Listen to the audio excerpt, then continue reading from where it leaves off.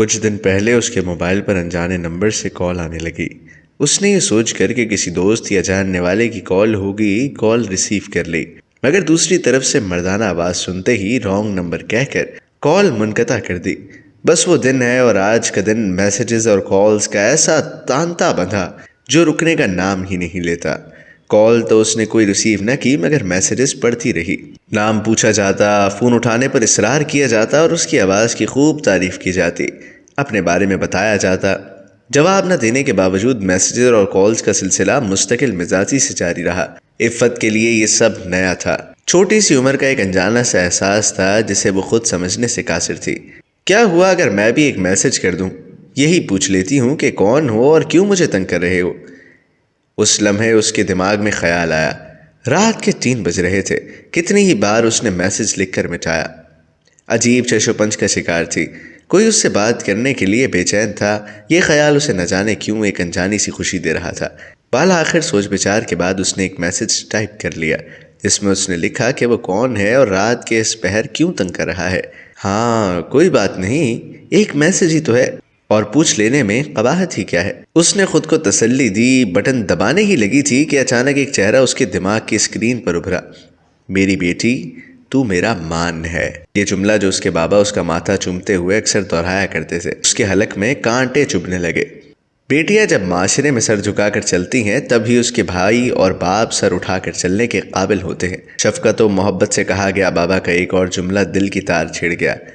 جب کبھی امی جی بابا کو اسے سر چڑھانے کا طعنہ دیتی تو بابا کی طرف سے ایک مخصوص جواب آتا کہ عفت تو اپنے بابا کا غرور ہے، اور ہمیشہ ہی اسے یہ جملہ سرشار کر دیتا۔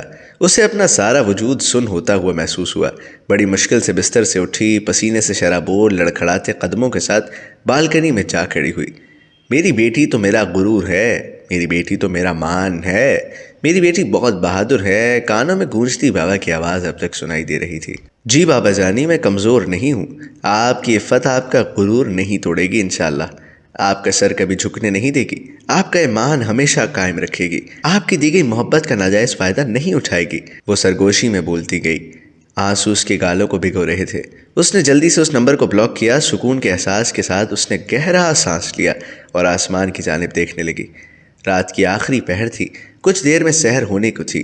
نیچے صحن کی طرف دیکھا تو بابا تہجد پڑھنے کے بعد اللہ رب العزت کے سامنے ہاتھ پھیلائے دعا مانگنے میں مصروف نظر آئے۔